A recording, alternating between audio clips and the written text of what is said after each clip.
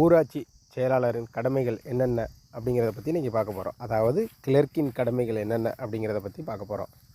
அதாவது ஒவ்வொரு ஊராட்சியிலும் அந்தந்த பணியை செயல்படுத்த அந்தந்த கிளர்க் இருக்காங்க. இவர்களுக்கான பணி நிபந்தனைகள் என்ன அப்படின்னு பார்த்தோம்னா, நிர்வாக கட்டுப்பாடுகள், கடமைகள் மற்றும் பொறுப்புகள் குறித்து 2 அரசணைகள் கிளர்க்குக்கு 2 அரசணைகள் அவர்களுக்காக இருக்குது. நம்பர் 1 அரசணை எண் 175 ஊரக வளர்ச்சி மற்றும் ஊராட்சி E5 துறை நாள் 5/12/2006. 2வது அரசணை எண் 52 ஊரக வளர்ச்சி மற்றும் ஊராட்சி E5 துறை நாள் 29/8/2011. இதெல்லாம் இந்த அரசணையில் என்ன சொல்லியிருக்குங்கிறத பற்றி தான் நம்ம கீழே பார்க்க போகிறோம். கிளர்க்கு ஊராட்சி மன்ற தலைவர் இருக்கார் இல்லையா, அவருடைய கட்டுப்பாட்டில் தான் செயல்படுவாங்க. வட்டார வளர்ச்சி அலுவலர் இருக்கார் இல்லையா, அவங்க தான் கிளர்க்குடைய பணிப்பதிவேட்டை பராமரிப்பாங்க.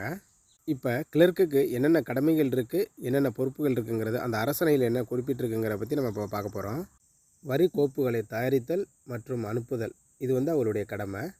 ஊராட்சி வரி உள்ளிட்ட வருவாய் வசூல் மற்றும் ரசீது புத்தகங்கள் இருக்கு இல்லையா, அது தொடர்புடைய இதர பதிவேடுகளை அவங்க பராமரிக்கணும். ஊராட்சியின் சொத்து பதிவேடுன்னு இருக்கும், அந்த புக்கை பராமரிப்பாங்க. அப்புறம் பார்த்தீங்கன்னா ஒரு ஊராட்சியில் மாதாந்திர கூட்டம் நடத்த ஏற்பாடு அவங்க செய்வாங்க. அடுத்து பார்த்தீங்கன்னா கிராம சபை கூட்டம் நடத்த ஏற்பாடு செய்தல், அவங்க தான் கிராம சபை கூட்டம் நடத்த ஏற்பாடு அவங்க தான் செய்வாங்க. கிராம சபையில் போட்ட தீர்மானம், ஊராட்சியில் போட்ட தீர்மானம், அதையெல்லாம் நம்மளுக்கு வட்டார வளர்ச்சி அலுவலர் மற்றும் உதவி ஊராட்சி இயக்குனர் ஊராட்சி ஆகியோருக்கு அவங்க தான் போய் அனுப்பி வைப்பாங்க. அந்த வேலையை அவங்க தான் பார்ப்பாங்க. அடுத்து பார்த்தீங்கன்னா கிராம ஊராட்சியில் குடிநீர் வழங்குதல், தெருவிளக்கு பராமரிக்கிறது, அப்புறம் மற்றும் சாலை பராமரிப்பு உள்ளிட்ட பராமரிப்பு பணிகள் மத்திய மாநில அரசுகளின் திட்டங்களை செயல்படுத்துகிற ஊராட்சி மன்ற தலைவருக்கு உதவி செய்தல். இப்போ மத்திய மாநில அரசுகள்லாம் என்னென்ன திட்டம் போட்டுறாங்களோ அந்த திட்டங்களையெல்லாம் ஊராட்சி மன்ற தலைவரோட்ட சேர்ந்து அந்த பணிகளையெல்லாம் அவங்க செய்வாங்க. அப்புறம் பார்த்திங்கன்னா கிராம ஊராட்சியின் வரவு செலவு திட்டங்களை அவங்க தான் தயாரிப்பாங்க. அப்புறம் பார்த்திங்கன்னா கிராம ஊராட்சியின் சாலைகள், ஊராட்சி ஒன்றிய சாலைகள் மற்றும் இதர பதிவேடுகளை அவங்க தான் பராமரிப்பாங்க. அடுத்து நம்ம கிராம ஊராட்சியில் பணியாளர்களுக்கான ஊதியம் வழங்கும் பதிவேடு இருக்கு இல்லையா, அதை அவங்க தான் பராமரிப்பாங்க.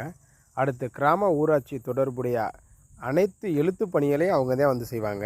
அடுத்து பார்த்தோம்னா தேசிய ஊரக வேலைவாய்ப்பு திட்டத்தின் கீழ் தினசரி பணியாளர் வருகை பதிவேட்டை NMR பராமரித்தல், அதாவது கம்மாவெட்டு வேலை இருக்கு இல்லையா, அதை NMR அதை கிளர்க்கு அவங்க தான் பராமரிப்பாங்க.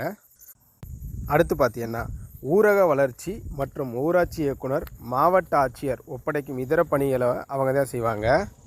அடுத்து பார்த்தோம்னா கிராம ஊராட்சியின் ஊரக வளர்ச்சி மற்றும் ஊராட்சி துறையின் மூலம் செயல்படுத்தப்படும் அனைத்து திட்டங்களையும் தொடர்புடைய அடிப்படை புள்ளி விவரங்களை தொகுத்து உயர் அதிகாரிகளுக்கு அனுப்பி அந்த திட்டங்களையெல்லாம் ஒவ்வொரு மக்களுக்கும் கிடைக்கிறதுக்கு தேவையான நடவடிக்கை அவங்க தான் எடுப்பாங்க.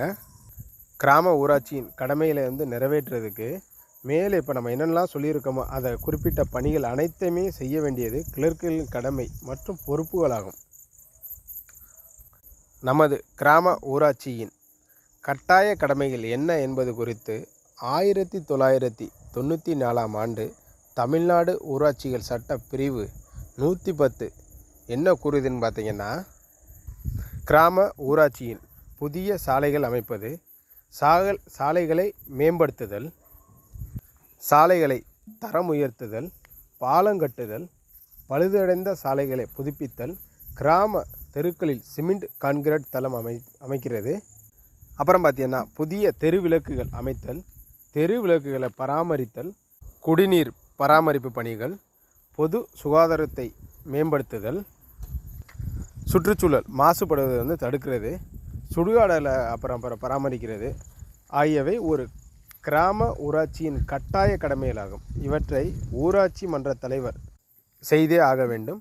அதற்கு கிளர்க்கு கன்ஃபார்மாக உதவி செய்யணும். விருப்ப கடமைகள் குறித்து பிரிவு 111 என்ன கூறுதுன்னா, சாலைகளில் இருபுறமும் மரங்கள் நட்டு பராமரிக்கணும், ஊராட்சியின் வருமானத்தை அதிகரிக்க சந்தைகள் அமைக்கணும், இறைச்சி கூடங்கள் அமைக்கணும், அப்புறம் பார்த்தீங்கன்னா நூலகங்கள் அமைக்கணும், அப்புறம் தொலைக்காட்சி அறை அமைக்கணும், விளையாட்டு திடல் மற்றும் பூங்காக்கள் அமைக்கணும், பூங்காக்கள் அமைச்சு பராமரிக்கணும் அதை. அப்புறம் உடல் பயிற்சி நிலையம் அமைக்கணும். அதான் விளையாட்டு சிறுவர்கள் விளையாடுவாங்கள்ல அந்த திடல் அமைக்கணும். அப்புறம் சமுதாய கூடம் இல்லைன்னா சமுதாய கூடம் கட்டணும். ஒரு கிராம ஊராட்சியானது கட்டாய கடமையில் போக விருப்பத்துக்கு ஏற்ற ஊராட்சி நிதிநிலையை ஏற்பு முன்னுரிமை அளித்து செயல்பட வேண்டும். நான் மேலே சொல்லியிருக்க அனைத்துக்குமே கிளர்க்கு பக்கபலமாக இருந்து ஊராட்சி மன்ற தலைவருக்கு உதவி செய்ய வேண்டும். இப்போ ஊராட்சி மன்ற தலைவர் இல்லாத பட்சத்தில் இந்த அனைத்து பொறுப்புகளையுமே கிளர்க்கு தான் பார்க்கணும். வாட்டர்லேருந்து லைட்டிலேருந்து தெருவிளக்கு இந்த மாதிரி எல்லா பிரச்சனையும் கிளர்க் அவர்கள் தான் பார்க்கணும். நன்றி, வணக்கம்.